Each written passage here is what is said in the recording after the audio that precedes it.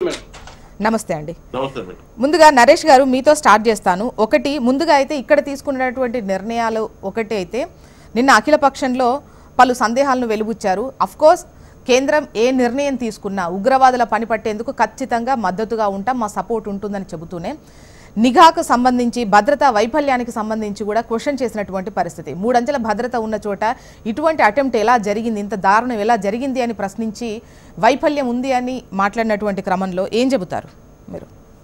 Madam, ఇప్పుడు ఏదైతే పహల్గాంలో జరిగిందో అదైతే నిజంగా కూడా చాలా దురదృష్టకరం. దాన్ని మనం అందరం ఖండించాల్సిందే. నిన్న ప్రధానమంత్రి గారు అన్నట్టు అది భారత ఆత్మ మీద దాడి అన్నట్టు, అది నిజానికి ముమ్మాడికి నిజం. అది సో జరగరాంది జరిగింది.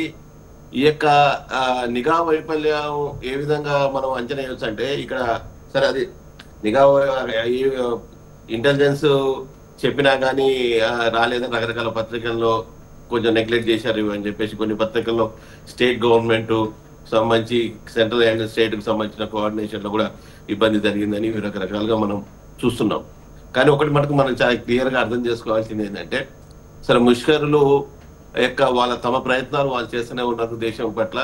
ఏదైతే జమ్మూ కాశ్మీర్లో 2019లో 370 ఆర్టికల్ రద్దు అయినాక కూడా మోడీ గారు చాలా పెద్ద ఎత్తున జమ్మూ కాశ్మీర్కు సంబంధించి పర్యాటక దాన్ని ఏదైతే పర్యాటక సంబంధించి భూతల స్వర్గంగా మనం ఏదైతే అభివర్ణిస్తామో దీన్ని డెవలప్ చేయాలి, మళ్ళీ ప్రపంచ పర్యాటకులను వాళ్ళని పిలవాలి. సో అందరు పిలవడము, కాశ్మీర్ పండిట్లను కూడా వెల్కమ్ చేయడం, ఇవన్నీ జరుగుతున్నాయి. కానీ అక్కడక్కడ ఘటనలు జరిగినాయి. కానీ మనం ఒక వాస్తవాలని దృష్టిలో చూసుకుంటే, ఈ 370 ఆర్టికల్ రద్దుకు ముందు రద్దు తర్వాత చూసుకుంటే చాలా, అంటే అప్పుడు ఒక 100% ఉంటే ప్రమాదకరం, ఇప్పుడు ఎంత 15-20% జరిగింది. అంటే చాలా తక్కువ సంఘటనలు జరిగినాయి, ఒకరు ఇద్దరు అక్కడక్కడ చనిపోవడము. ఇది పెద్ద సంఘటన 370 ఆర్టికల్ రద్దు అయిన తర్వాత. సో ఇక్కడ మనం నేషనల్ కాన్ఫరెన్స్ గవర్నమెంట్ ఏదైతే వచ్చిందో, ఈ నేషనల్ కాన్ఫరెన్స్ గవర్నమెంట్ కూడా మనం, అంటే అది కొత్తగా ఏర్పడ్డ ప్రభుత్వాలు. సో తర్వాత చాలా రోజుల తర్వాత రాష్ట్రపతి పాలన తర్వాత అక్కడ ఎలక్షన్స్ కావడము, ప్రజాస్వామ్యబద్ధంగా ఎలక్షన్స్ నిర్వహించడం, అది భారత విజయానికి సంకేతము. భారతదేశం యొక్క ఎలక్షన్ యొక్క నియంత్రణకు ఏ విధంగా ప్రజాస్వామ్య మనుగడకు చూసిన అర్థం పట్టింది. సరే నేషనల్ కాన్ఫరెన్స్ గవర్నమెంట్ అక్కడ వచ్చినా కానీ కేంద్ర భద్రతా బలగాలతోటి కానీ కేంద్ర ఇంటెలిజెన్స్ తోటి వాళ్ళు కోఆర్డినేట్ కరెక్ట్ గా కొంచెం డిస్టర్బెన్స్ లో రావడం. సరే ఇప్పుడు ఒకరి మీద ఒకరు నిందలేసుకోవడం అని కాదు మేడం, ఇది వైఫల్యం అయితే రెండింటి మధ్య కోఆర్డినేషన్ లో జరిగిన మాట అది కేంద్ర అదా స్టేట్ గవర్నమెంట్ యొక్క డిస్టర్బెన్స్ అయింది. కాబట్టి దీన్ని చాలా సీరియస్ గా మున్ముందు ఇలాంటి సంఘటనలు జరగకుండా ఏదైతే పాక్ ప్రేరేపిత ఉగ్రవాదం ఉన్నదో పాకిస్తాన్ కి దాన్ని బుద్ధి చెప్పాలి.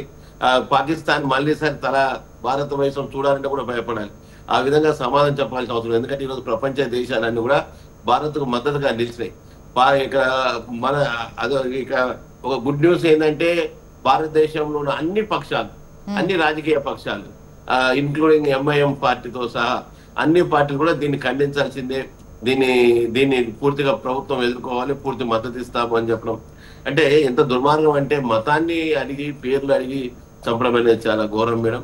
అంటే ఒక విధంగా నరేష్ గారు ఇప్పుడు మీరు ఈ వర్డ్ అన్నారు కాబట్టి, ఈవెన్ బీజేపీ ఈ నిన్న ఏ మీటింగ్ లో, ఆల్ పార్టీ మీటింగ్ లో ఇది కూడా వాళ్ళు ప్రస్తావించారు, ఇది విద్వేషాలకు వాడుకుంటోంది బీజేపీ అని చెప్పేసి. మేడం, భారతీయ జనతా పార్టీ విద్వేషాలకు ఆడుకోవడం అనేది అంత నీచ శవాల మీద రాజకీయం చేసే స్థాయిలో లేదు మేడం. ఇది ఒక భారతదేశానికి సంబంధించిన ఒక భారతీయత అంతా, భారతదేశంలో ఉన్న భారతీయులందరూ కూడా నాది అనుకుని, మా వాళ్ళు మేము భారతీయులం అనుకునే పార్టీ, కాశ్మీర్ నుంచి కన్యాకుమారి వరకు హిందూ ముస్లిం సిక్కు అనే లింగ మత భేదం లేకుండా, తేడా లేకుండా అంతా భారతీయులు అనుకుని పనిచేసే ఒక మంచి ఆలోచనతో కూడుకున్న ఒక సిద్ధాంతంతో పనిచేస్తున్న పార్టీ మేడం మాది. అలాంటి ఒకసారి చరణ్ గారి యాక్చువల్ గా అన్నది వాళ్ళు